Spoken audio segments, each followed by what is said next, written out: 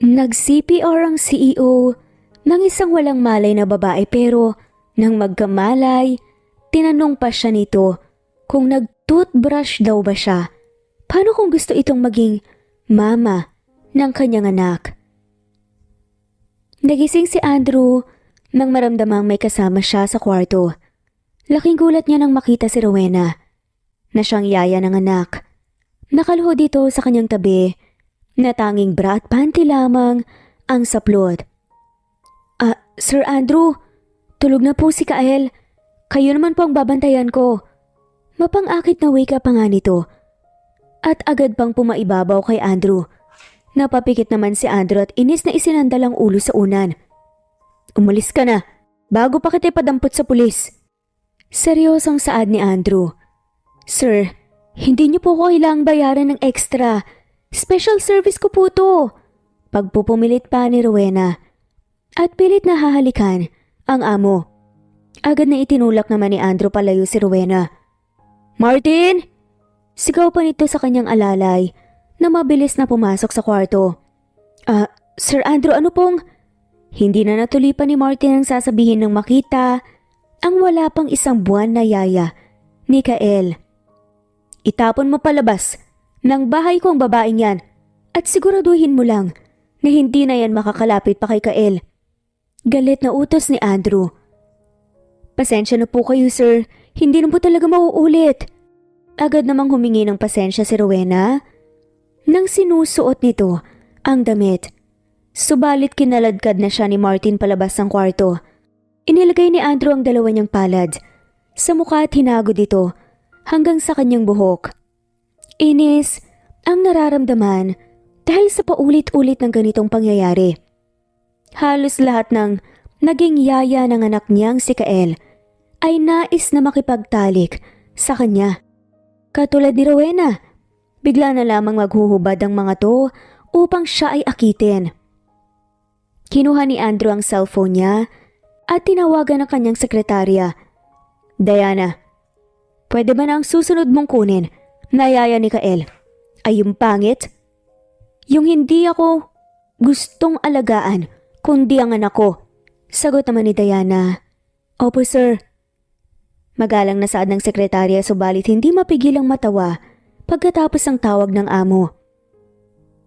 Sadya naman kasing talagang napakagwapo ni Andrew. Halos lahat ng kababaihan nais siyang maangkin at maging nobyo sa kabila pa ng pagkakaroon niya ng anak. Karamihan sa mga nag-a-apply na yaya natutulala habang ini-interview si Andrew. Sir Andrew, nakaalis na po si Rowena. Muling bumalik si Martin makalipas ang ilang saglit.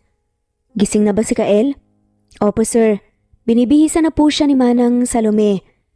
Kung sana ay malakas pa si Manang Salome, ay siya na lamang sanang mag-aalaga, katulad ng ginawa niya sa akin noon. Tugon ni Andrew na hindi pa rin nawawala ang pagkunot ng noo. Ngayon po ang araw ng pagpunta niyo sa beach kasama si Kael. Ihahanda ko na po bang sasakyan? Sumama ka na lang at ang dalawang katulong para umalalay sa akin kay Kael. Masusunod po Sir Andrew. Nagpunta ang mag-ama sa nakaplanong pagbabanding nila sa beach. 5 taong gulang na si Kael at hindi pa ito nakakita ng dagat kaya naman ito ang napili ni Andrew na puntahan nilang mag-ama. Daddy, gusto ko pong lumangoy sa dagat! Excited na sigaw naman ng bata. Oo naman anak, lalangoy tayo.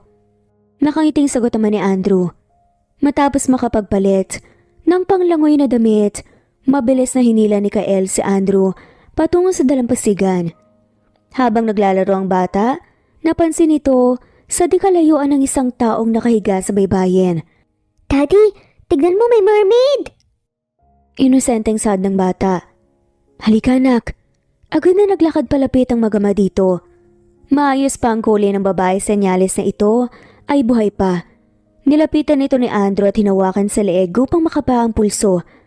Idinikit din niya ang tenga sa dibdib ng babae para makasiguradong may buhay pa nga ito. Mabuti na lamang at mayroon alam na first aid si Andrew. Kaya naman naisip niyang bigyan ng CPR ang babae. agad niya itong iniayos. Sa pagkakahiga at sinimula naman ang procedure. Daddy, ano pong nangyari sa mermaid? Susubukang gisingin ni Daddy ang mermaid. Sa unang pagtulak ng palad ni Andrew sa dibdib ng babae, hindi ito nagbigay ng kahit na anong response. Mga ilang beses niya itong inulit subalit wala pa ring nangyari. Kaya naman nagdesisyon si Andrew na gamitan ito ng mouth-to-mouth resuscitation. Daddy, halikan mo si mermaid. Diba po, si Snow White yung kinis ng prince para gumising? Tanong muli ng anak nang makitang hinawakan ni Andrew ang bibig ng babae. Gigisingin lang siya ni Daddy, anak. Paliwanag ni Andrew at handa nang idikit pa ang bibig sa babae. Ilang pulgada na lamang, magdidikit na nga ang mga labi ng dalawa. Ngunit bigla na lamang dumilat ang babae at nagulantang nang makita na hahalikan na nga siya ni Andrew. Anong ginagawa mo? Bakit mo kayo nahalikan?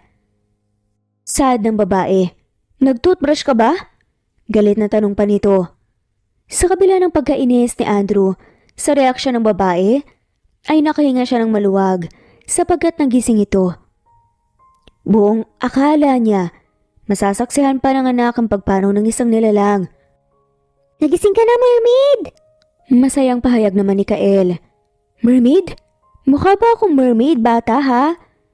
Biro pa ng babae. Opo, ang ganda-ganda niyo po kasi. Nawala po ba ang buntot niyo pagdating niyo po dito sa lupa? Inosente pa ring tanong ng bata. Hala, mermaid ba talaga ako? Nasaan ang buntot ko? Tanong naman ng babae kay Andrew. Aba, sira ulo pala to eh. Wika naman ni Andrew sa isip niya. Mama? Sino ka? Sad pa nito na ikinataas ng kilay ni Andrew. Anong mama ka dyan? Mukha ba akong matanda? Napakagwapo ko namang mama. Hindi na napigilan pa ni Andrew magtaray. Wow, ang lakas naman ng bilib mo sa sarili. Natatawang tugon pa nito. Kael, halika na. Iwanan na natin ang babaeng yan na hindi marunong magpasalamat. Huwag mong tutularan ng ganyan. Napakunot na ang babae. Hoy, grabe ka naman kung makapag-judge. Huwag mo nga akong sisiraan sa bata. Sabat pa kaagad ng babae. Magpapasalamat ka po ba sa daddy ko, mermaid? Si Kael muli ang nagtanong. Salamat sa inyong magama sa pagtulong sa akin. Nahihiyang pahayag naman ng babae. Daddy, mabait naman po pala si ate mermaid eh. Tayo na anak. Hindi naman ito pinansin ni Andrew at tinalikuran ng babae. Sandali, bakit niyo ko iiwan? Hindi ba't nagpasalamat na ako? Mabait na ako. Bigla na lamang humabol ang babae na ikinagulat ni Andrew. Huminto naman ang magama at tinignan ng babae. Labis na nagtataka ang mukha nito at talaga namang bakas sa kilos nito na siya ay sasama sa kanila. Nagpasalamat na ako. Bata, wag ka nang magalit sa akin. Hindi ba't isa akong magandang mermaid? Kaya't sabihin mo sa daddy mo, patawarin na ako. Dugtong pa ng babae. Kaya naman hinila ni Andrew ang anak. Papalapit sa kanya. Para kay Andrew ay isang estranghero ang babaeng kaharap na sadyang kahina-hinalang kinikilos. Naihibang ka na ba? At bakit ka naman namin isasama? Sino ka ba? Sino ako? Hindi ba't kasama niyo ako? Nagtatakang tanong ng babae na lalong ipinagduda ni Andrew. Nagpapatawa ka ba? Hindi ka nga namin kilala. Bakas na galit sa boses nito. Hindi niyo ako kilala? Kung ganoon, anong pangalan ko? Anong lugar ba to? Nasaan ba ako at sino kayo? Sunod-sunod na tanong ng babae na agad naman naging balisa. Bago pa muling makapagsalita si Andrew, dumating na ang alalay nitong si Martin, kasama ang ibang tauhan upang protektahan ang among magama. Sir Andrew? Ikaw nang bahalang makipag-usap sa siraulong babaeng yan. Sandali lang! Tawag pa nga ng babae. Miss, hanggang dito ka na lang. Pinigilan ni Martin ang babae na makalapit pa sa amo habang naglalakad ang mga pabalik sa tent. Nalaman ni Martin na mayroong amnesyang babae at wala itong maalala. Pagkakakilanlan, buong akala ng babae ay kasamahan niya ang magama. Daddy, kawawa naman po yung mermaid. Saad ni Kael. Hindi natin siya kilala, anak. Hayaan na lang natin si Martin na makipag-usap sa kanya. Mahirap nang magtiwala sa panahon ngayon. Ilang saglit pa, pabalik na rin si Martin sa tent kasama pa rin ang babae. Ipinaliwanag nito sa magama ang pagkakaroon ng amnesia ng babae. Wala pong naaalala ang mermaid? Lumapit si Kael sa babae. Oo bata, baka pwede mong kausapin ang masungit mong tatay. Naisama na lang ako sa inyo. Napataas ang kilay ni Andrew dahil sa mga sinabi ng babae. Pagkatapos kitang iligtas, yan pa talaga ang sasabihin mo? Eh di salamat. Napakasuplado mo naman kasi. Buti hindi nagmana ang cute na batang to sa'yo. Hinimas-himas pa ng babae ang ulo ni Kael. Diba daddy, umalis na si Ate Rowena? Si Ate Mermaid na lang po ang bagong mag-aalaga sa akin daddy, okay lang po ba? Nako, ang bait-bait mo talaga bata. Promise, aalagaan kita ng sobra. Sabi pa ng babae. At mukhang magkakasundo talaga ang dalawa. Hindi niyo po ko iiwan, Ate Mermaid? Malungkot na saad pa ng bata kaya't napaluhod ang babae. Bakit ko naman iiwan ang mabait tsaka cute na batang katulad mo? Anong pangalan mo ha? Ako po si Kael, 5 taong gulang na po ako. Kael, ako naman si... Teka, ano nga bang pangalan ko? Kahit pangalan ko hindi ko nga maalala eh. Rialin, yan na lang ang gamitin mong pangalan habang hindi mo pa naaalala kung sino ka. Sabat naman ni Andrew. Rialin? Ang simple naman ang naisip mong pangalan. Pwede namang lovely, pretty, ganda, diba? Hay, siraulo ka talaga. Naiiling-iling na lamang na saad ni Andrew.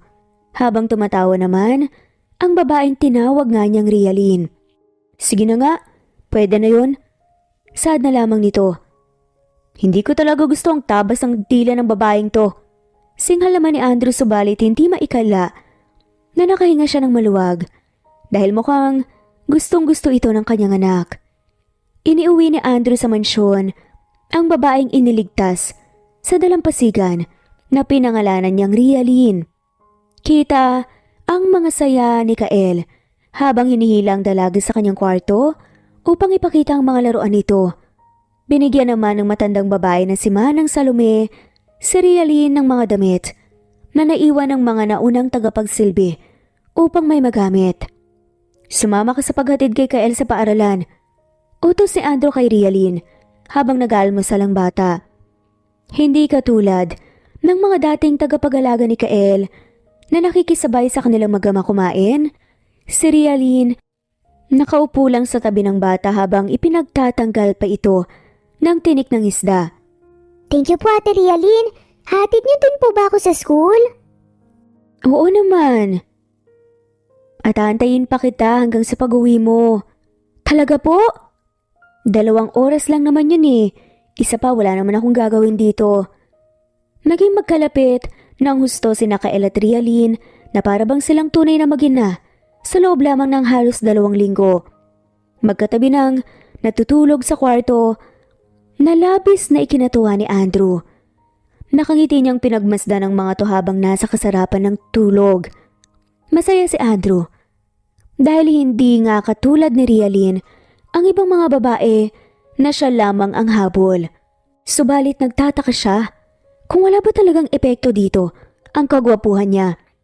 Kinabukasan, nagyaya si Andrew na magpunta sa mall kasama ng anak na si Kael at si Rialin. Bukod sa makabili ng bagong laruan ng anak ay mabili rin ng damit si Rialin bilang pasasalamat dito. Bakit mo ko binibilang ng damit, Andrew? Hindi talaga naiiwasan ni Andrew na magtaas ng kilay sa tuwing tinatawag siya ni Rialin sa pangalan lamang na parang hindi nito alam na sila ay magamo. Sir Andrew, ilang beses ba kitang iko-correct? Asiwa at inis namang saad ni Andrew. Napangiti na lamang ang babae. Hindi ko naman naalalang pumayag ako na magtrabaho sa'yo, hindi ba? Nandito ako dahil inaalagaan ko si Kael, kapalit ng pagtira ko. Aba talaga namang. Hindi na nga pinatapos pa ni Andrew ang sasabihin ng madaldal na si Rialin. Daddy, galit ka po? Biglang sabi naman ni Kael. Syempre hindi anak. Dalian mo nang pumili ng damit nang makabili na si Kael. Okay na to sa akin. Huwag ka nang magabala pa. Saad naman ni Rialyn. Kasama ka palagi ni Kael sa school. Kaya ayusin mo yung itsura mo. Sa ayaw at sa gusto mo, pumili ka na. Inis na bumulong pa si Andrew kay Rialyn. Wala namang ibang nagawa si Rialyn, kundi ang sumunod dito. Naghanap siya ng mga damit na gusto niya bago nagpunta sa fitting room upang sukatin ito. Nang lumabas si Rialyn sa fitting room, laking gulat ni Andrew nang nagpakita ito sa kanilang magama na animoy isa itong CEO. Nakasuot ito ng formal na pares ng suit na mala Paris Hilton ang itsura. Halos napako ang mata ni Andrew sa dalaga dahil sa ganda nito at talaga namang nababagay ang damit na para bang isa talaga itong mayaman. Ate Rialyn, ang ganda-ganda niyo po! Maging ang batang si Kael, labis na namangha. Ano ba yung suot mo? Kunwaring naiinis na sa naman ni Andrew. Teka, sinunod ko lang naman yung inutos mo Sagot naman ni Rialyn. Tagapag-alaga ka ng anak ko, hindi ka sosyo ko. Suplado namang tugon ito, ngunit nais niyang matawa. Hay nako. Umirap na lamang si Rialyn at muling pumasok sa fitting room. Hindi naman maiwasan ni Andrew na isipan na marahil ay isang mayaman ang tunay na katauhan ni Rialyn. Hindi man maalala, nang isipan ay ang kilos naman ito ang nagsasabi ng pinanggalingan. Maya-maya pa, muling bumalik si Rialyn na nakabistida na naman. Isang sopistikadang Princess of Wales naman ang itsura nito. Sa pagkakataong to, yun ay hindi na nga maiwasang mabighani ni Andrew. Wow, Ate Rialyn, para ka pong princess! Muling puri naman ni Kael kaya natawa na lamang ng husto si Rialyn. Talaga pa Kael? Baka nga dati akong mermaid o kaya princess. Bakit ba kasi ganyan ang mga pinipili mo? Kunwari inis pa rin. Nasaad ni Andrew kaya naman napaupo na sa tabi ni Kael si Rialyn. Hay nako, pagod na ako. Ikaw ang nagsabing pumili ako, diba? Tapos wala ka namang nagugustuhan sa mga sinusuot ko. Hindi ba pwedeng yung simple lang na pang araw-araw ang piliin mo, yung casual lang? Ito nga ang nagugustuhan ng mata ko Okay lang naman sa akin na binibigay ni Manang Salome, yun na lang. Ikaw ang may gustong bumili kaya ikaw na lang kayang pumili. Pagmamaktol pa ng babaeng si Rialyn, kaya muli na namang nakaramdam ng asar bigla si Andrew. Aba talagang inuubos mo ang pasensya ko. Tumayo si Andrew at siyang pumili ng damit para kay Rialyn. Hindi na rin niya ito pinasukat at agad na binayaran ng mga to. Muli tinawag ni Andrew si Rialyn upang kunin ang mga paper bag ng damit sa counter. Binayaran din niya ang suot na sopistikadang dress ng dalaga at hindi na ito pinagpalit pa upang ito ang gamitin habang sila'y namamasyal. Laking gulat naman ang alalay na si Martin nang lumabas si Andrew kasama si Rialyn na nagmukhang asawa ng amo at ina ni Kael. Rialyn, ako nang magdadala niyan. Pagpepresenta naman ni Martin, nakala mo'y sinusuyo ang magandang babae. Salamat Martin Isang matamis na ngiti naman ang binigay ni Rialyn kay Martin. Na agad ikinatulala ng binata. Maging ito ay nabighani sa kakaibang ganda at aura ng dalaga. Nakita naman ito ni Andrew, ilang hakbang lamang ang layo. Hawak ang anak na si Kael. Agad itong nagkunot ng noo. Tinawag ang mga to. Bakit ang tagal nyo? Naku, may dalaw na naman yung amo mo. Biro naman ni Rialyn at kinindatan si Martin bago ito tumakbo papalapit kay Kael. Labis ang saya ni Kael. Habang namimili ng laruan nito, maging si Rialyn ay panay-pili rin ng mga nagustuhan para sa bata. Kaya naman madalas itong pagkamalang siya ang ina ni Kael. Nagdesisyon si Andrew na kumain din sila sa isang restaurant at maging sa mga oras na yun ay talaga namang inaasikaso ni Rialyn si Kael. Mas inuuna nitong pakainin ng bata at hindi pa rin nakuha ng para sa kanyang sarili. Kumain ka na rin Rialyn. May pupuntahan pa tayo. Seryosong utos na lamang ni Andrew subalit wala namang bakas ng galit sa tono. Kaya ko na po to, Ate Rialyn. Nakangiting sabi naman ni Kael at kinuha ang kutsara sa kamay ng dalaga. Hindi pa rin maiwasan ni Andrew na mapatitig kay Rialyn. Talagang buo ang isip niyang isang mayaman din si Rialyn. Matapos kumain ay nagyaya naman si Kael sa amusement park. Nang maoras na yon, talaga namang napakaraming tao. Ngunit nais ni Andrew na ibigay lahat ng gusto ng anak dahil isang linggo itong mawawalan at pupunta ng ibang bansa para sa negosyo. Daddy, sa Ferris wheel po tayo. Agad na hinila ni Kael ang ama at si Rialyn na nakahawak ang magkabilang kamay sa mga ito. Masayang sumakay ang tatlo sa Ferris wheel at maging ang iba't ibang rides. Panay ang tili at tawanan nila. Ito ang unang beses na nakaranas ang mag-ama ng ganoong kasiyahan. Kumain pa sila ng ice cream habang naglalakad. Mula sa kalayuan, nakita ni Rialyn si Martin kaya binilan niya ito ng ice cream. Hindi naman ito nagustuhan ni Andrew at galit na namang bumulong sa dalaga. Anak ko, ang tindihin mo. Hindi ang ibang tao. Ano na naman bang nangyayari dun? Nagtataka naman si Rialyn sa pagbabago na naman ng kilos ni Andrew sapagkat labis ang saya nila kani-kanina lamang. Madilim na nang biglang magdagsaan ng mga tao dahil sa fireworks display na programa ng amusement park. Sa dami ng tao, nagdesisyon si Andrew na kargahin na lamang si Kael.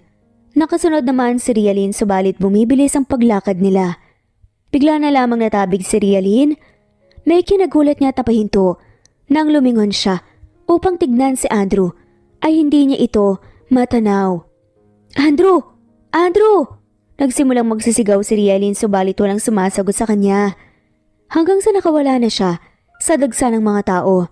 Pilit niyang hinahanap si Andrew ngunit wala pa rin ito. Nagsimulang magtatakbo si Rialyn pabalik kung saan sila nagkahiwalay. Marami pa rin ang tao subalit isiniksik niya ang sarili upang mahanap si Andrew. Maya-maya pa, bigla naman ang pagputok ng malakas ng fireworks dahilan upang siya ay makaramdam ng takot. Nagsigawan ng mga tao nang kuminang ang pagkaganda-gandang mga pagkislap ng langit dulot ng fireworks. Andrew! Andrew!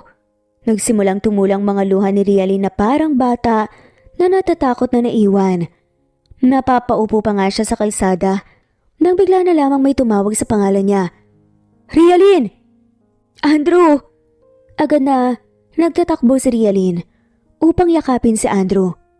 Andrew, bakit mo ko iniwan? Alam mo namang wala akong maalala, di ba? Natatakot ako. Hindi ko alam kung saan ako pupunta. Susundin ko na lahat ng uutos mo, pangako. Basta, wag mo lang ako ulit iiwan, ha? Mangiyak-ngiyak pa nga na saad nga nito. Takot na takot itong nagsalita matapos humiwalay sa pagkakayakap sa lalaki. Samantalang bigla namang nakaramdam ng mabilis na pagtibok ng puso si Andrew dahil sa nangyari. Hindi maiwasang maawa ni Andrew kay Rialyn habang pinapanood ang pag-iyak nito. Hindi na niya napigilan pang yakapin ang dalaga habang patuloy sa pag-iyak at hagurin ang likod nito. Pilit na pinapakalma ang pag-iyak nito. Shh, tahan na. Hindi na kita iiwan. Nawala ka na lang bigla kaya kita hinanap. Nang mapansin ni Andrew na wala sa likod si Rialyn, agad itong nagmamadaling bumalik sa pinanggalingan. Iniwan niya si Kael kay Martin sa kotse upang hanapin ang dalaga. Nang huminahon na si Rialyn at huminto na sa pag-iyak, nagpunta na sila sa kotse kung nasan si Kael at Martin. Ate Rialyn! Saan po kayo nagpunta? Ayos ka lang ba, Rialyn? Parehas ang dalawa na nag-aalala. Tara nang umuwi nang makapagpahinga na. Seryosong saad naman ni Andrew. Naging kapansin-pansin ang pagiging balisa ni Rialyn matapos ang pangyayaring yun. Agad itong nakaramdam ng takot kapag nawawala sa paningin si Kael. Pilit din itong gumagawa ng mga gawain sa mansyon. Laking gulat ni Andrew nang pag-uwi mula sa business trip. Nakitang nagbubuhat ng mabigat na balde si Rialin upang maglinis ng garden. Sa bigat ng timbay na dapa pa nga ito. Biglang nagalala si Andrew. Mabilis na pinuntahan ang dalaga. Ano bang ginagawa mo? Sir Andrew, pasensya na po. Ulitin ko na lang po ang pagkuha ng tubig. Sagutin mo ang tanong ko. Bakit ka nandito? Nasaan si Kael? Nagtataka naman si Andrew dahil sa pagtawag ni Rialin. Napatulog ko na po siya kaya tumutulong po ako sa gawain ni Manang Salome. Nakayukong tugon na lamang nito. Halika. Hinila ni Andrew si Rialin papasok sa sala.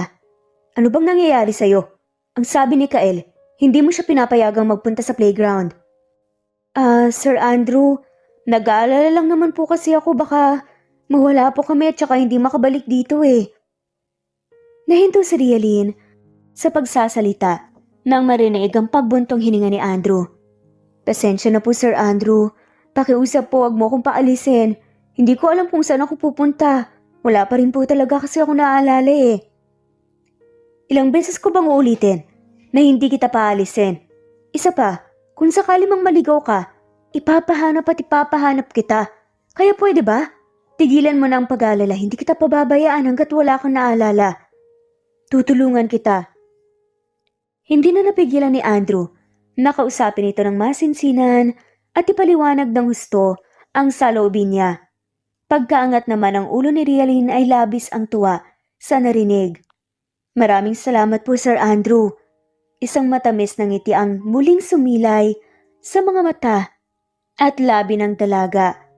Habang ito ay nakapikit, kaya't natigilan na naman ito at napatitig. Nang dumilat si Rialin, nakita niya ang pagtitig ni Andrew. May problema ba, Sir Andrew?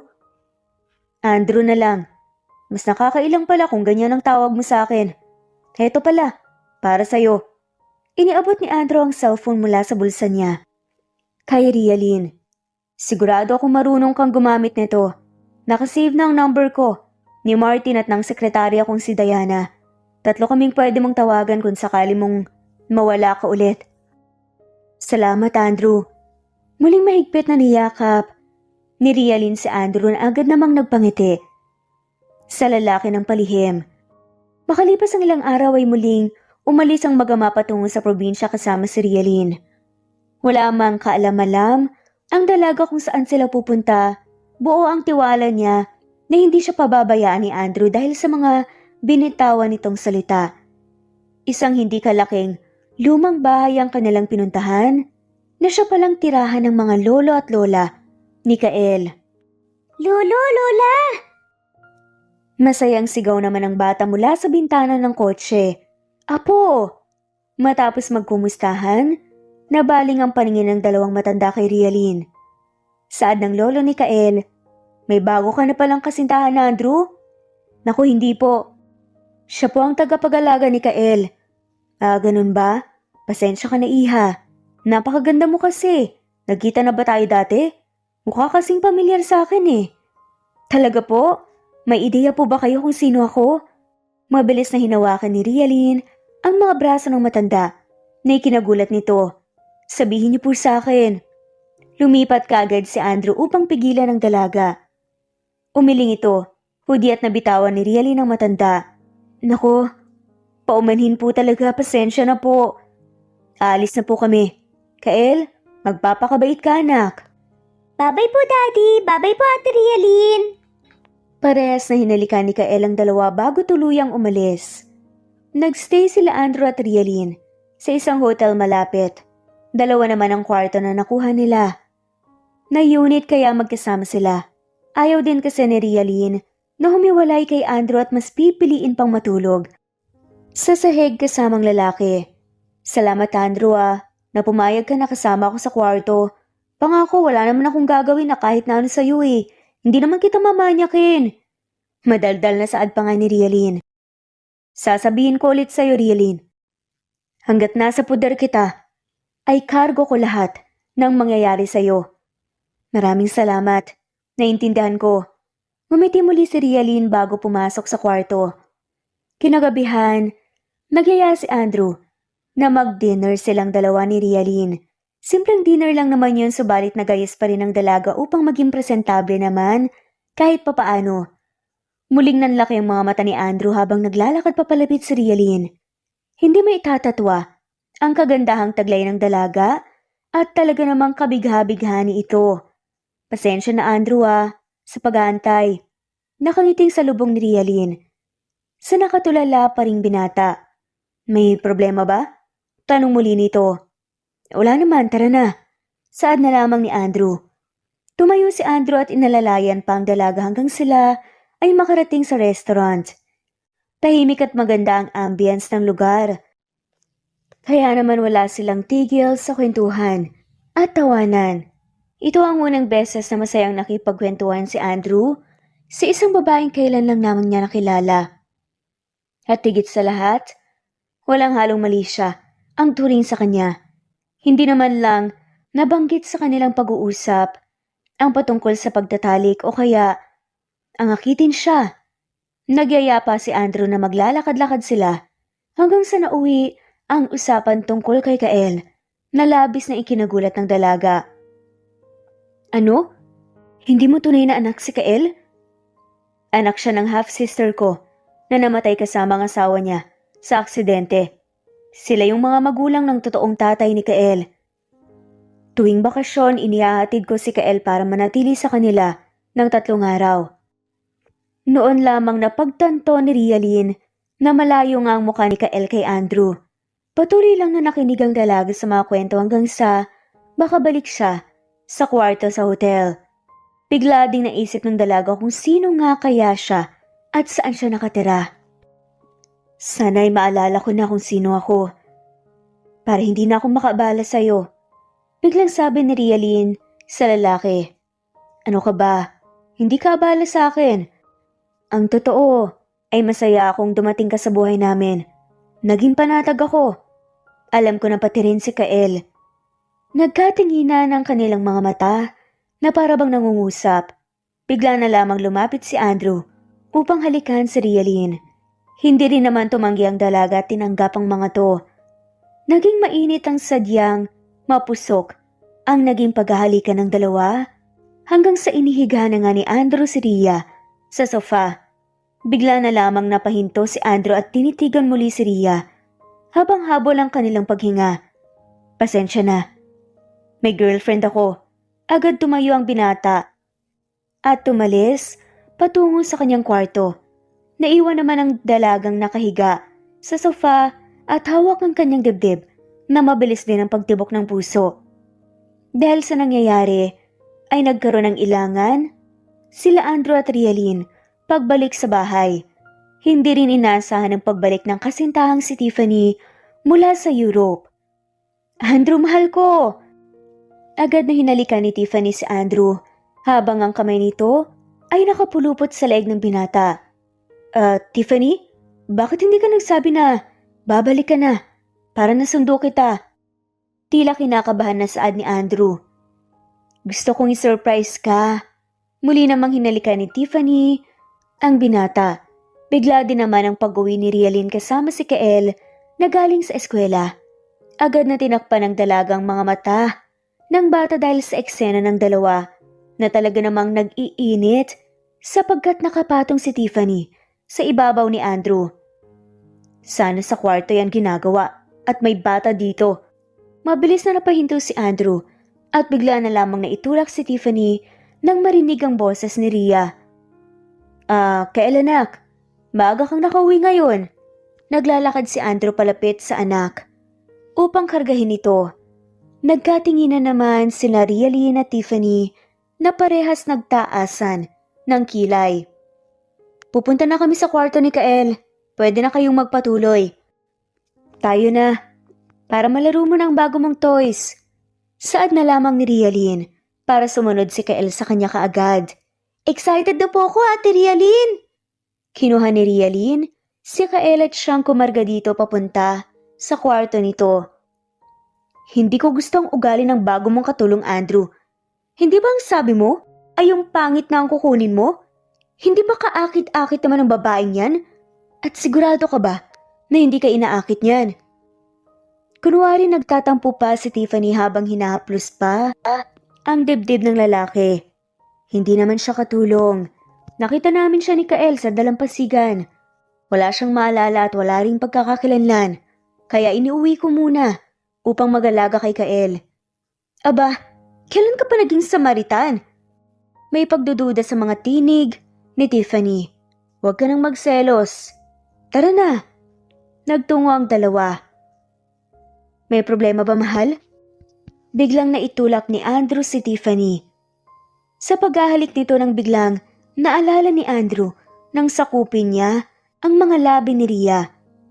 Nagtataka si Tiffany dahil sa pagbabagong yun ng kasintahan.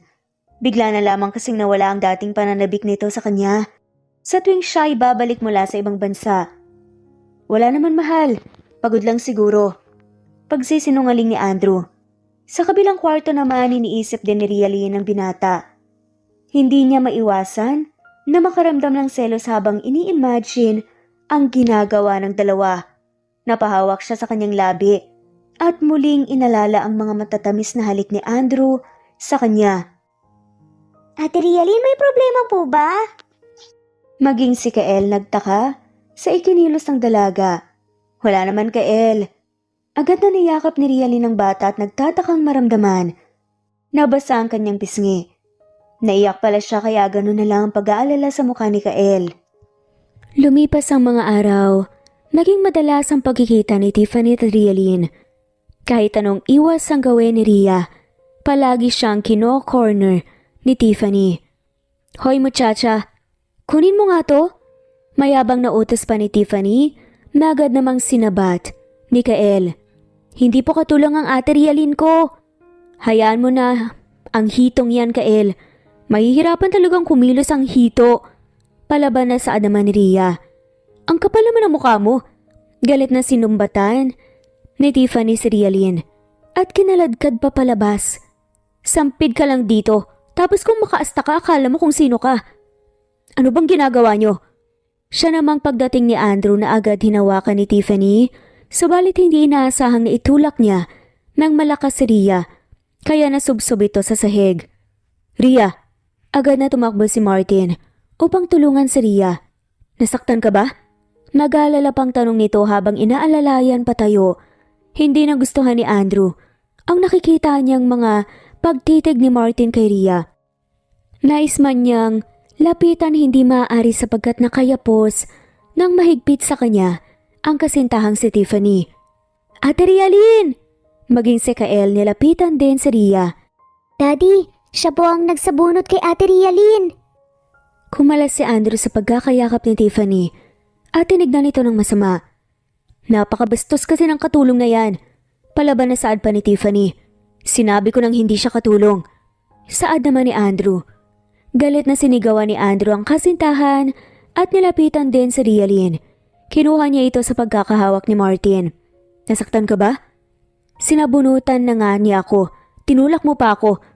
Paano hindi ako masasaktan? Saad naman ni Rhea at tinabig ang pagkakahawak ng binata. Tara na, Kael. Muling bumalik sa kwarto ang dalawa. Lalo namang nag-init ang ulo ni Tiffany dahil sa ikinilos nga ng nobyo at nakaisip ng paraan upang mapalayas si Rhea sa tahanan nito. Kinagabihan ay naisipang silipin ni Andrew si Rhea sa kwarto nito matapos umuwi ng kasintahang si Tiffany. Nais niyang humingi ng pasensya sa inaasal nito kaninang umaga. Subalit pagpasok niya ay wala ang dalaga sa kwarto. Napaupo siya sa kama at inisip na marahil natutulog na ito sa kwarto ng kanyang anak na si Kael. Patayo na sana siya nang bigla na lamang lumabas si Rhea mula sa banyo at nakatapis lamang ito ng towel. Sa gulat na makita si Andrew, nabitawan nito ang towel at agad na lumantad ang hubad nitong katawan sa harap ng binata. Tuluyan nang tumayo si Andrew na nakatitig sa katawan ng dalaga na animoy, inimbitahan siyang angkinin nito. Pilit mang nais gumalaw ni Rhea. Naging estatwa na ang kanyang katawan at napako na ito sa kinatatayuan. Dahan-dahang lumapit si Andrew kay Rhea at nagsimulang haplusin ang mukha ng dalaga bago hawakan ang baba nito upang halikan ang mga labi. Mainit at marahang halik ang ibinigay nila sa bawat isa. Subalit nagsimula na rin itong maging mapusok, kaya naman napahawak na si Rhea sa leeg ng binata. Maging sa latin ang buhok nito. Ilang saglit pa binuhat na ni Andrew si Rhea sa kama at hinubad ang kanyang t-shirt. Nagsimula na ring bumaba ang mga halik nito sa dibdib ng dalaga na animoy pinaglalaruan pa ang mga to. Andrew, nagsimulang iungol ni Rialyn ang pangalan ng binata dahil sa panroromansang ginawa nito sa kanya.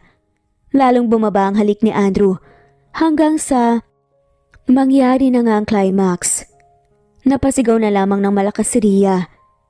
Muling hinalikan ni Andrew si Rhea at pumaibabaw sa dalaga.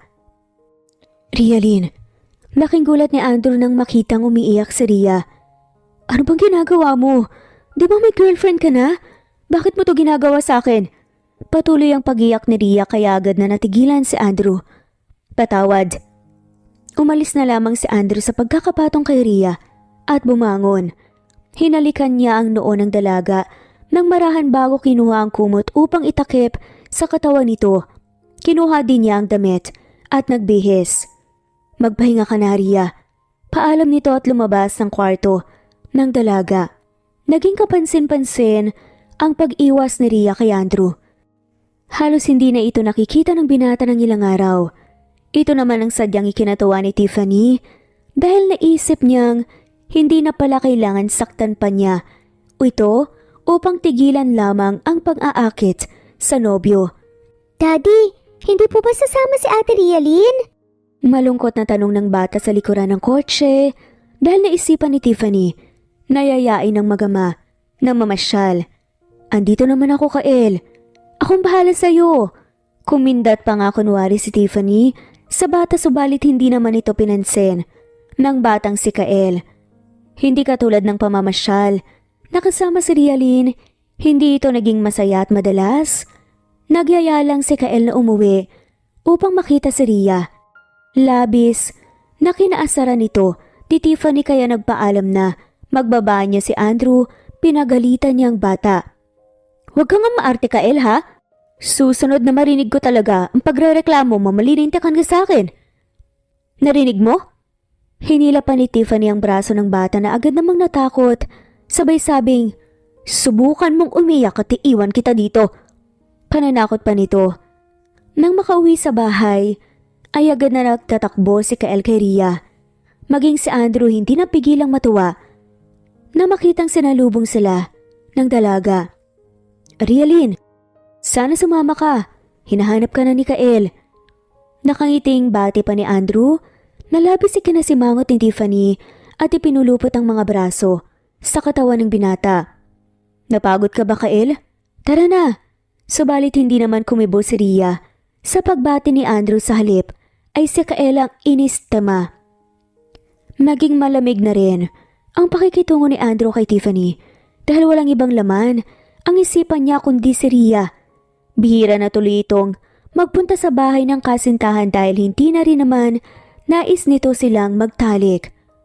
Pumunta naman si Kael at pilit na isinama si Rhea sa kwarto ng ama upang mag-goodnight ito. Halata sa mukha ni Andrew na hindi maganda ang pakiramdam nito kaya hindi na rin nagtagal ang anak. Kinagabihan ay hindi napigilan ni Rhea na silipin si Andrew sa kwarto nito. Laking gulat niya nang malamang inaapoy ito ng lagnat. Agad namang nagtungo ang dalaga kay Manang Salome. Subalit ito ay natutulog na kaya't ang kasambahay naman ang kanyang natanungan at binigyan lamang ng cool fever. Binantayan ni Rhea si Andrew magdamag hanggang sa ito ay nakatulog, nakaupo sa tabi ng kama habang hawak pa ang kamay ng binata. Nagtataka namang dumilat si Andrew nang makaramdam ang nakadikit sa kanyang noo. Hindi rin niya mapigilang mapatawa nang makitang pati ang mga braso niya ay may cool fever na nakadikit. Iniisip ba niyang kailangan kong magkaroon ng ganto sa buong katawan? Hinaplos na lamang ni Andrew ang buhok ni Rhea. Matapos tumawa, muling naalala ang nangyari sa kwarto nito nang minsan silang muntik magtalik. Magmula noon Hindi na niya magawang makipagsiping pa sa kasintahang si Tiffany, bagkus ay inaasam na sana si amnesia girl na lamang na si Rhea ang kanyang makasama. Dahan-dahan na ring nagdilat ng mata si Rhea at agad na lumapit kay Andrew nang makita niya nagising ito. Kamusta ang pakiramdam mo, Andrew? Okay na ako, Rhea. Salamat sa pagbabantay mo sa akin. Bakit ka ba naman kasi nilagnat? Nag-aalalang tanong nito. Siguro napagod lang sa trabaho. Ano pang kailangan mo? Lalo pang lumapit si Rhea, kaya tinaplos ni Andrew ang mukha ng dalaga. Labas tayo mamaya ni Kael. Namiss kita kakwentuhan. May kasintahan ka na. Hindi ko naman siya asawa. Tsaka isa pa, mukhang hindi naman maganda ang attitude niya. Hindi niya gusto si Kael. Maaari ko siyang hiwalayan. Ganun lang kabilis yun? Agad na tumaas ang kilay ni Rhea. Kung yun ang dapat kong gawin, gagawin ko. Deserve naman siguro nating sumaya. Pati siya. Nakaiting saad ni Andrew. Nahihibang ka na ba? Agad na lumayo si Rhea subalit hinila siya ni Andrew at mahigpit na niyakap. Hindi ko maintindihan pero hindi ka mawala sa isip ko, Rhea. May amnesia ako at wala akong maalala. Wala akong pakialam basta ang alam ko. Mahal na kita, Rhea. Makikipaghiwalay na ako kay Tiffany. Labis ang sayang nararamdaman ni Rhea nang marinig ang pagtatapat ni Andrew. Nang mga nakalipas na araw, sadyang kalungkutan ang kanyang nararamdaman lalo na sa tuwing makikitang magkasama sila Tiffany. Kaya hindi niya inaasahan to. Andrew, bigla na lamang natigilan si Rhea Lynn nang halikan siya ni Andrew sa kanyang labi. Muling naglapat ang kanilang mga labi at naghalikan ng pagkatamis-tamis. Hinawakan ni Andrew ang leeg ng dalaga at muli na naman itong inihiga sa kama. Pakiusap, Rhea. Pumayag kang lumabas tayo ngayon. Maayos na ba ang pakiramdam mo? Sa dami ng cold fever sa katawan ko, talaga namang naging effective yan. Natatawang saad pa ni Andrew. Kaya't mabilis na hinampas nang marahan ni Rhea ang braso nito. Muling nagsama sila Andrew, Rhea at Kael na mamasyal kaya naman labis ang tuwa ng bata. Daddy, mas gusto ko pong kasama si Ate Rhea Lynn kapag namamasyal po tayo. Sige anak, si Ate Rhea Lynn ang lagi nating isasama. Saad ni Andrew sabay ngumiti at ginulo ang buhok ng anak. Masayang-masaya ang tatlo na animoy isang tunay na pamilya. Hindi mawala-wala ang ngiti nila sa labi. Subalit kabaliktaran naman ito para kay Tiffany na hindi pumayag na makipaghiwalay kay Andrew. Tinawagan siya ng binata upang makipagkalas ngunit mariing nakipagtalo si Tiffany. Sa hindi inaasahang pangyayari, tinapakan ni Tiffany ang silinyador ng kotse nang makitang naglalakad si Rhea. Dahilan upang mabangga ito, gumulong si Rhea sa kalsada habang ang kotse naman ay hindi huminto. Nagimbal ang magama sa nakita at dali-daling tumawag ng ambulansya. Makalipas lamang ang ilang oras, nagkamalay na rin si Rhea. Alalang-alalang hinawakan ni Andrew ang kamay ng dalaga. Kumusta ang pakiramdam mo, Rhea? Rhea Lynn? Bakit mo ko tinatawag sa ganyang pangalan? Nagtatakang saad ni Rhea. Naalala mo na ba kung sino ka, Rhea Lynn? Tila natutuwa naman at kinakabahan at the same time na saad ng lalaki. Sinabi ng hindi Rhea Lynn ang pangalan ko. Ako si Cassandra Emilia Salvador. Natigilan si Andrew nang marinig ang pangalang binanggit ni Rhea sapagkat ito ang pangalan ng bunsong apo ng pinakamayamang negosyante sa bansa. Nakikilala mo na ako ngayon. Tila mataray pa na saad ni Cassandra. Sigurado ka ba sa sinasabi mo? Mukha ba akong nagsisinungaling? Tawagin mo na ang sekretarya kong si Bella, bilisan mo! Aroganteng utos na ito kay Andrew, nananatiling nakatayo sa kanyang harapan. Dali na! Masungit na dagdag pa nga nito. Walang imik na lamang na umalis si Andrew sa kwarto kung nasan si Rhea na isa palang anak mayaman. Kaya naman, pala ganun na lamang ang mga naging kilos nito. Subalit higit sa lahat, ng kanyang inaalala ay nawala na ang kanyang iniibig na si Rhea. Iniisip niyang hindi na ito naaalala pa ng dalaga. Kinaumagahan nagulat na lamang si Andrew nang sunduin si Rialyn ng isang limousine na talaga namang napakagarbo at mamahaling sasakyan. Ate Rialyn, saan ka po pupunta? Naiiyak na tawag pa ng bata. Agad naman itong hinawakan ni Andrew. Anak, uuwi na siya sa kanila kaya hindi na natin siya makakasama pa. Ayoko po, Daddy! Mabilis na tumakbo ang bata para yakapin si Ria. Lumapit si Andrew subalit na tigilan nang lumuhod si Cassandra. Bata, hindi Rialyn ang pangalan ko, kundi Cassandra. Anong pangalan mo? Ako po si Kael. Ate Cassandra, wag po kayong umalis. Wag po niyo kaming iwan ni Daddy. Pinunasan pa ni Cassandra ang luha ng bata. Huwag ka nang umiyak. Hindi magandang tignan ng lalaking naiyak. Lumapit si Andrew upang kunin ang anak sa pagkakayakap kay Cassandra. Heto ang calling card ko. Tawagan mo ko para mabayaran ko ang ginawang pagtulong sa akin. Pangmamataas na wika ni Cassandra na talaga namang ikinadismaya ni Andrew. Malayong malayo ito sa ugali ni Ria na siyang kanilang nakasama sa loob ng halos 8 buwan. Hindi nito alam kung ano ba talaga doon ang totoo niyang personality. Umalis na ng tuluyan si Ria na ngayon bilang ang tunay na Cassandra upang magbalik sa mansyon ng mga Salvador. Hindi lingid sa kaalaman ng dalaga na panganib ang nag-aabang sa kanya matapos i-anunsyo ng kanyang lolo na siya ang susunod na tagapagmana. Saad ng lolo ni Cassandra? Cassandra, ang aking paboritong apo ay nagbalik na. Masayang hayag ng matanda na marinig nga ang balita. Dali-daling ipinatulak nito ang wheelchair upang salubungin ng dalaga. Lolo, masaya rin namang tumakbo si Cassandra upang yakapin ang kanyang lolo. Kamusta na po kayo, Lo? Nangingilid ang mga luha sa mata nang mahawakan muli ang apo. San ka ba nagpunta, apo ko? Kung san-san kita hinanap? Nakabalik na po ako, Lolo. At hindi na po ako aalis sa tabi niyo. Nang may hatid ng lolo, pabalik sa kwarto nito ay pumunta na si Cassandra.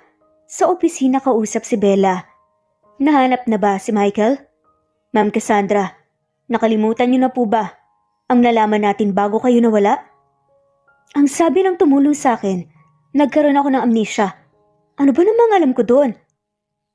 Na-aksidente po si Sir Michael. Magdadalawang taon na po ngayon. Ano? Gulat na tanong ni Cassandra. Halos mapatayo si Cassandra. Sa pagkabigla sapagkat si Michael ay ang napakabuti niyang assistant na hindi niya maiwasang mahalin dahil sa pag-aalaga nito. Subalit mayroon na itong asawa at anak.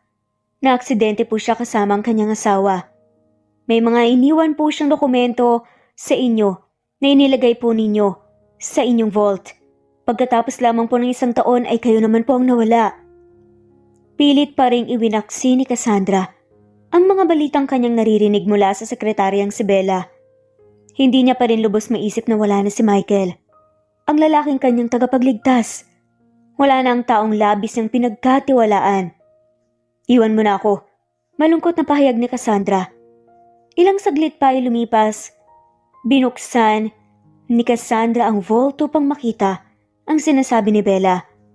Muling nagimbal sa Cassandra nang mabasa ang report ni Michael na nagsasaad na ang kanyang tiyuhin ang siyang may pakana upang siya ay paslangin. Naroon din ang larawan ng ebidensya. May nakalakip din na isang personal na liham para sa kanya mula kay Michael. Ma'am Cassandra, dahil sa mga nalaman kong ito, nanganib po ang aking buhay. Ipagpatawad mo po kung kailangan kong umalis. May pamilya ako na kailangan ko din protektahan. Natatakot ng asawa ko habang ang anak ko. Magtatatlong gulang pa lamang. Napakabata pa niya para lumaki sa takot. Patawarin mo kung mag-iingat ka. Hindi kita makakalimutan, paalam. Bigla na lamang nagbalik ang masasakit na alaala kay Cassandra. 1 linggo matapos niyang matanggap ang liham at mga ebidensyang ito, ibinalita sa TV ang malagim na aksidenteng nangyari kay Michael kasamang asawa. Nahulog ang sinasakyan ng mag-asawa sa bangin at agad ding sumabog. Marahil iniisip ng mga salarin na tangan nila ang ebidensya kaya't sinigurado nilang matutupok ang mga to sa apoy. Sa kabilang banda, ay nagpumilit si Tiffany na wag silang maghiwalay ni Andrew upang siya ang mag-alaga kay Gael. Natuwa naman ito nang biglang nawala si Rhea. Pumayag na rin ang binata habang pansamantalang wala pang makuha na magiging tagapag-alaga ang bata. Normal na bumalik lamang si Andrew sa kanyang trabaho sa negosyo, subalit parang may kulang sa kanya sa bawat tagdaan na araw. Kaya lang, laking gulat niya nang magkaroon ng hindi inaasahang bisita. Rialyn? Ibig kong sabihin, Cassandra, anong ginagawa mo dito? Anong maipaglilingkod ko? Ang sayang naramdaman niya, muling makita ang babae na tutunan na niyang mahalin ay napalitan ng pagiging formal na pagsasalita. Nais ko lang magpasalamat ng personal. Anong gusto mong kapalit sa pagtulong na ginawa mo sa akin? Formal din na sabi ni Cassandra. Habang tinititigan ni Andrew ang babaeng kaharap, ay may sakit sa puso niya sapagkat nawala na kahit na konting alaala ni Rhea dito. Isang sopistikadang babae na ito na sadyang nagtataglay ng aura ng isang mataas na tao. Mataas pa kaysa sa kanya. Wala namang espesyal na ginawa ang pagtulong ko. Isa pa masasabi kong ang Rialyn na nakilala namin ay siyang naging malaking tulong para sa aming mag-ama. Wala ka bang kahit na anong nais? Isang hotel, mamahaling kotse, lupain, ibibigay ko sa'yo, kahit ano. Ipagpaumanhin mo. Pero mayroon din naman akong ganun, hindi ko kailangan ng charity. Pero hindi naman yan charity, reward yun. Nakipagtalo pa ng husto si Cassandra dahil sa hindi niya nagugustuhan ang mga sagot ni Andrew na arogante din katulad niya. Charity o reward pa yan? Hindi ko kailangan. Mariin naman na saad ni Andrew. Nagmamagandang loob lang naman ako eh. Kung nais mo talagang makabawi sa akin, mabuti pang bisitahin mo na lamang ang anak ko. Kung hindi mo na itatanong, naging sobrang malapit kayo ng anak ko. Sige, tayo na. Agad na tumayo si Cassandra. Na talaga namang may halong pag-uusto. Kaya muli na namang nagtaas ang kilay si Andrew. Aba talaga namang, napakapalautos mo pala talaga. Pabulong ngunit narinig ito ng dalaga. May problema ba tayo? Mataray na namang tanong ni Cassandra. Hindi kita masasamahan. Busy ako sa trabaho ko. Tsaka anong tayo na? Sabi ko tayo na. Kung gayon, babayaran ko ang araw mo. Talaga naman oh. Hindi na napigilang magtaas ng kilay ni Andrew. Tara na. Pamimilit pa ni Cassandra at tumayo upang umalis kaya't wala nang nagawa pa si Andrew. Ngunit sa loob ng binata, ay may nakukubling kagalakan sa pag-asang maalala ng dalaga ang kanilang naudlot na pag-iibigan. Tahimik nga lang sila ni Cassandra habang nasa sasakyan. Hindi mapigilan ng binata ang kanyang mga mata na paulit-ulit itong sulyapan. Nagkaroon ba tayo ng relasyon? Hindi natiis ni Cassandra na tanungin si Andrew dahil pansin naman niya ang mga nakaw nitong tingin. May girlfriend ako, kaya imposible ang tinatanong mo. Ganun pala eh. Bakit ganyan ka makatingin sa akin? Taas noong saad pa ni Cassandra. Napakaganda mo kasi. Maganda ka noon, subalit mas maganda ka pa ngayon, Cassandra. Hindi na napigilan pa ni Andrew ang kanyang sarili upang ipahayag ang saloobin. Bigla na lamang namula ang pisngi ni Cassandra at tumititig din sa binata. Walang ano-ano'y kumilos ang kanyang mga kamay upang haplusin ang mukha nito. Hinawakan naman ni Andrew ang mainit na palad na dumadampi sa kanyang pisngi. At ipinikit ang kanyang mga mata. May kasintahan ka pero nagagawa mo pa rin tumingin sa iba? Agad na umiwas din naman si Cassandra at dumistan siya ng bahagya sa binata. Pero parang may kung anong nararamdaman siya. Pasensya na. Seryosong saad na lamang ni Andrew. Hindi na muling nagkibuan pa ang dalawa hanggang sa makarating sa bahay ni Andrew. Bakit ka ba iyak ng iyak? Napakaingay mo. Umaalingaw nga mula sa labas pa lamang ng pinto ang boses ni Tiffany. Maging ang pag-iyak ni Kael. Ang sabi ko, tumahimik ka. Nagmamadaling pumasok na lamang si Cassandra. At muling ikinagulat iyon ni Andrew. Anong ginagawa mo sa bata? Tinulak ni Cassandra si Tiffany upang pigilan ang pagpalo nito kay Kael. Ate Cassandra! Agad na tumakbo si Kael patungo sa dalaga. Anong ginawa mo sa anak ko, Tiffany? Galit na sigaw naman ni Andrew at hinawakan ng mahigpit ang kasintahan na gusto naman niya talagang hiwalayan na. Kailangan disiplinahin ang anak mo. Napakatigas ng ulo. Tugon naman ni Tiffany. 5 taon lang siya, Tiffany. Hindi tamang disiplinahin siya ng marahas na paraan. Sabat pa naman ni Cassandra, umalis ka na sa pamamahay ko. Kinaladkad palabas ni Andrew si Tiffany. Andrew, ginagawa ko lamang ang pagiging mabuting ina. Tumahimik ka. Umalis ka na. Makikipaghiwalay ka na naman ba sa akin? Bakit? Naalala ka na ba ng babaeng yan? At ikaw naman babaeng malandi, alam mo naman na may kasintahan ng tao, agawin mo pa. Natigilan si Tiffany nang mabilis itong sinampal ng malakas ni Cassandra. Yan, para sa pananakit mo kay Kael. At heto, para sa pambibintang mo sa akin. 2 beses na sinampal ni Cassandra si Tiffany ng malakas bago ito umalis kasama si Kael, papunta sa kwarto ng bata.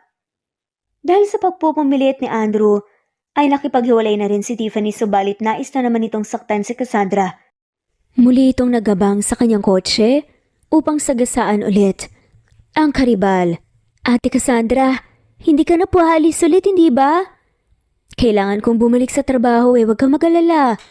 Babalik naman ako. Dito ka lang po, ate. Muling umiyak ang bata hanggang sa ito ay makatulog. Hindi ba't ang sabi mo, sabihin ko lang ang gusto ko, nakapalit ng pagtulong ko sa'yo? Kung gayon, nais kong pagbigyan mo ang anak ko, Cassandra, kahit ngayong gabi lang. Okay, sige. Hindi na nagawang tumanggi pa ni Cassandra, kaya naman nanatili siya sa kwarto ni Kael. Magdamago pang bantayan ng bata. Papakit na rin siya nang pumasok si Andrew. Pasensya ka na sa abala. Nakatulog na ang anak ko, maaari mo na siyang iwan. Pinapalis mo na ba ako? Mataray na sabat pa ni Cassandra.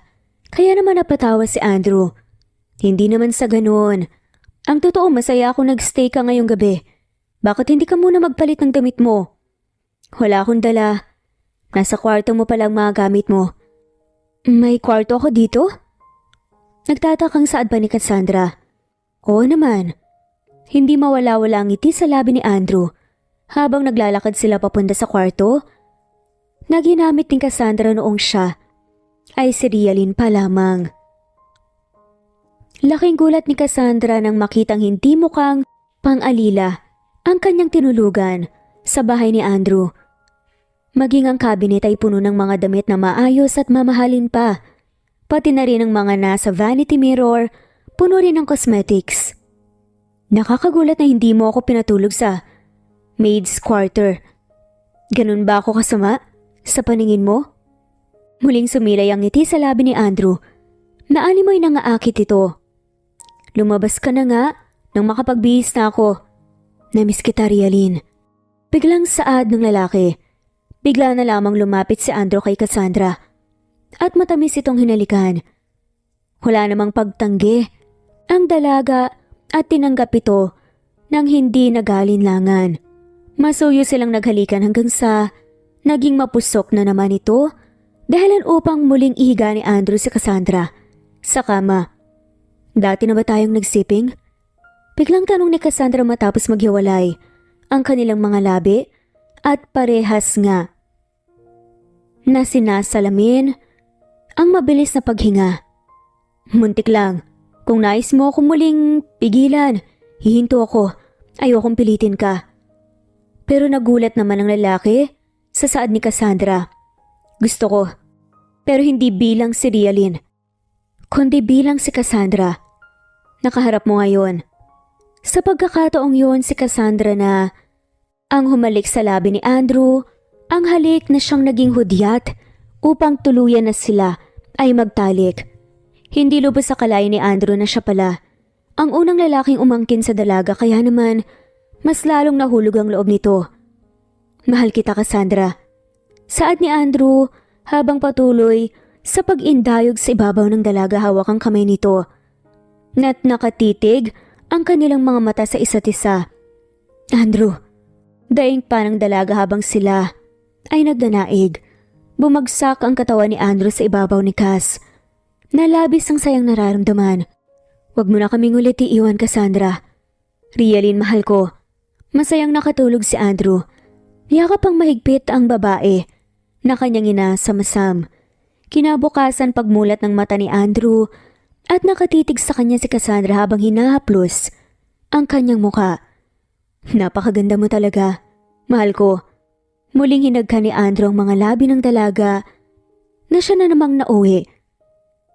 Sa ginawa nila, habang magkayakap matapos ang ginawa, hindi na iwasan na magtanong ni Cass. Muling ipinaalam ni Andrew kay Cassandra na hindi niya tunay na anak si Kael. Subalit nanlaki naman ang mata ng dalaga nang banggitin ito ang tunay na pangalan ng tatay ni Kael. Michael Castro? Ang pangalan ng tatay ni Kael? Agad bumangon si Cass. Hila ang kumot na siya namang ipinagtaka ni Andrew. Oo, mahal. Asawa siya ng half-sister ko. Kilala mo ba siya? Hinawakan ni Andrew ang mga braso ng dalaga. Si Michael, siyang assistant ko noon. Baka sa mukha ni Cassandra ang pagkatakot. Anong nangyari?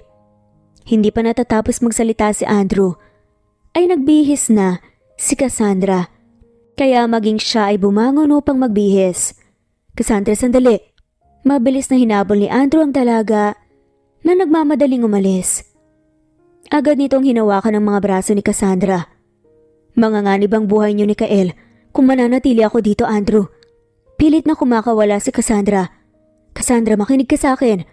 May hinala na ako noon na hindi lang basta aksidente ang nangyari sa kanila. Kaya nga ngayon, ikaw na may alam ng lahat. Kailangan ko ng tulong mo para mabigyan ng hustisya ang pagkamatay ng kapatid ko. Andrew, namatay si Michael dahil sa pagpoprotekta sa akin. Ayokong pati ang anak niya at maging ikaw mawala din lang dahil sa akin. Hindi ko hahayaang mangyari yun, Cassandra. Magtiwala ka sa akin.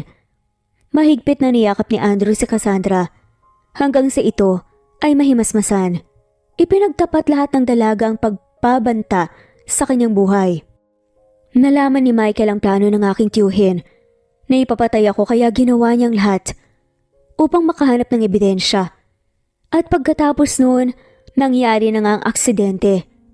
Maging ang pagkawala ko matapos kaming magpunta sa beach ng mga kaibigan ko para mag-paragliding.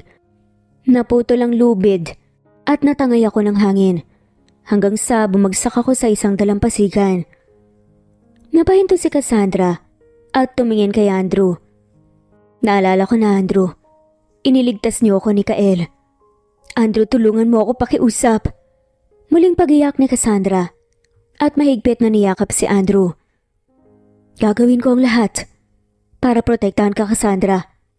Nagkasundo ang dalawa na pupunta sila sa mansyon ng Salvador upang si Andrew ang ipakilala ni Cassandra bilang kanyang kasintahan at kunin na rin ang mga ebidensya na magdidiin sa kanyang tiyuhin. Huminto sila saglit sa isang kasulinahan ng bigla na lamang may humarurot na isang kotse at muntik na namang mabangga si Cassandra. Cassandra! Agad na hinila ni Andrew si Cass at niyakap ito upang mailayo sa kalsada. Martin, kunin mo ang record ng CCTV. Utos ni Andrew habang tinuturo ang CCTV. Ayon sa CCTV ay kotse ni Tiffany ang sasakyan. Yun kaya labis na galit si Andrew. Hindi naman maiwasan ni Cassandra ang magbiro. Maging ang kasintahan mo, pinagtatangkaan talaga ako. Ikaw ang kasintahan ko. Saad naman ni Andrew. Pero naghiwalay lang naman kayo dahil bumalik na ako, diba? Matagal na ako nakikipaghiwalay talaga sa kanya. Hindi ko lang matatanggap ang babaeng hindi kayang mahalin ang anak ko. Kaso hindi niya talaga matanggap. Nagsiselos ka ba? Nakangiting biro nga rin ni Andrew, kaya naman hinampas ni Cass ang braso niya. Tumigil ka nga dyan. Pagdating sa mansyon, bumungad muli ang kanyang lolo at masayang binati ang pagdala niya ng kasintahan. Nais kong itakda ka agad ang inyong kasal. Saad naman ang tiyuhin ni Cass. Kasal agad, Papa? Hindi ba't kababalik lamang Nang paborito nyo nga po? Isa pa hindi pa natin nakilalang lalaking yan. Andrew Sebastian, mula sa angkan ng Manalo, ang pamilya ko ay nagmamay-ari ng iba't ibang negosyo sa bansa. Graduate ako ng Business Economics sa Amerika na may pinakamataas na parangal. Buong pagmamalaking ipinakilala ni Andrew ang sarili. Nagmamay-ari ng isang mamahaling hotel at kung ano-ano pa. May 5 branches na makikita sa buong mundo. Mahilig din akong sumali sa iba't ibang sports at naging reservist din ng bansa sa loob ng 1 taon. Pagpapatuloy niya na naudlot dahil bigla na lamang pumalakpak ang lolo ni Cassandra. May sasabihin ka pa, Luis? Tanong pa nga ng matanda na parang naghahamon sa kanyang anak na tiyuhin ni Cass. Kung yan ang gusto niyo, Papa. Tahimik na lamang na umalis si Luis sa sala at nagpunta sa kanyang opisina. Halos ibalibag lahat ni Luis ang gamit sa kanyang lamesa nang dahil sa galit. Buong akala nito nagtagumpay na siya sa kanyang pag-uutos na mawala ang pamangkin. 8 buwan nang nakakalipas. Kinuha nito ang telepono upang tawagan ang kanyang tauhan upang muli na namang utusan.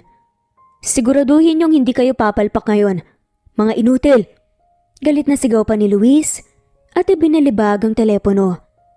Lingid sa kaalaman ni Luis ay parating na palang mga pulis upang ipadampot ito.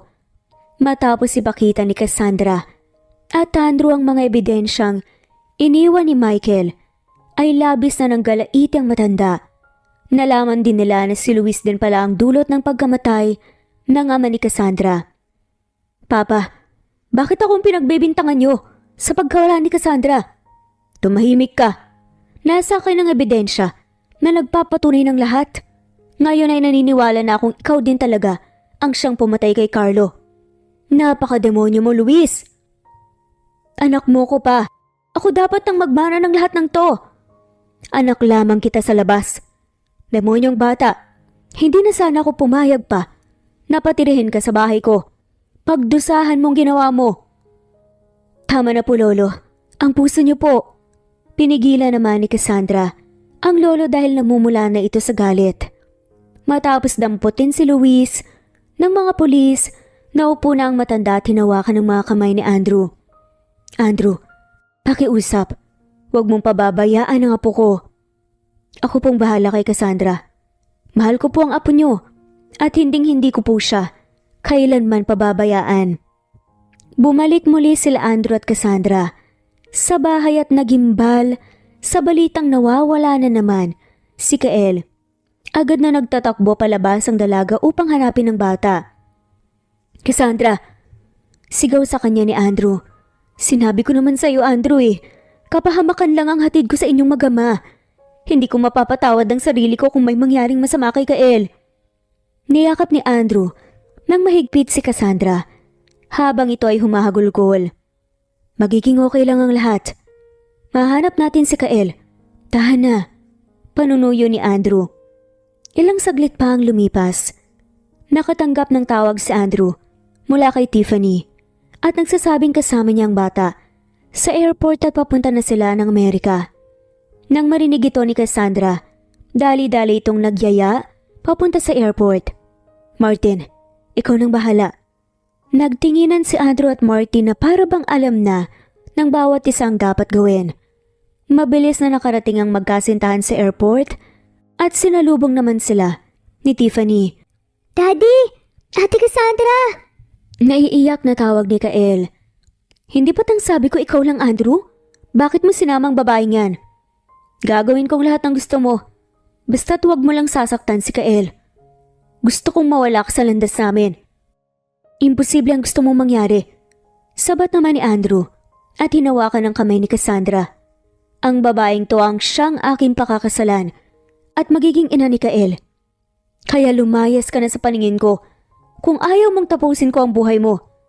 Tinignan ni Andrew ang nanlilisik na mga mata ni Tiffany. Bakas ang pagiging seryoso nito. Nakaramdam ng takot si Tiffany kaya binitawan nito si Kael. Nagtatakbo naman si Kael papunta kay Cassandra. Ilang minuto pa Dumating din ang pulis upang arestuhin si Tiffany dahil sa pagnanasa nito kay Cassandra at pagkidnap kay Kael. Pilit ang humingi ng tawad si Tiffany subalit buo na ang loob ni Andrew. Ikinahihiya akong nagkaroon ako ng kasintahan na katulad mo. Umalis ka sa harapan ko. Cassandra, patawarin mo ako. Lumuhod si Tiffany kaya't napilitang sumagot si Cassandra. Batas na ang bahalang magparusa sa'yo. Saan nito at kinarga na si Kael palabas ng airport. Matapos mabigyan ng angkop na kaparusahan ang lahat ng nagkasala. Masaya na rin inasikaso nila Andrew at Cassandra ang kanilang kasal. Hindi matawaran ng labis na kaligayahan na kanilang nararanasan, kapiling ang bawat isa. Mula nang maalala na rin ni Cassandra ang naging katauhan niya bilang si Realin na lihim na minamahal ni Andrew, ay lubos na rin niyang ibinigay ang pag-ibig sa binata. Maging si Kael ay masayang maging magulang sila Andrew at Cassandra sa kabila ng nangyari sa kanyang tunay na mga magulang. Bilang anak, ay siyang naghatid ng singsing para sa mag-asawa habang ito ay kinakasal sa simbahan. Ako si Cassandra Emilia Salvador. Tinatanggap si Andrew Sebastian Manalo bilang aking kabiyak. Ako si Andrew Sebastian Manalo. Nangangakong pakamamahalin si Cassandra, susuportahan, poprotektahan sa hirap at ginhawa hanggang sa huling hininga ng buhay ko. Matamis na naghalikan ang bagong kasal matapos ihayag ng pari ang kanilang pag-iisang dibdib na puno ng masigabong palakpakan ang simbahan at walang tigil ang kanilang pagsipol at paghagis ng mga bulaklak habang naglalakad palabas ang mag-asawa. Bakas sa ngiti sa mga labi ng dalawang pusong pinagtagpo sa hindi inaasang pagkakataon upang habang buhay na magkasama sa hirap at ginhawa. Namuhay nga sila ng matiwasay at masaya.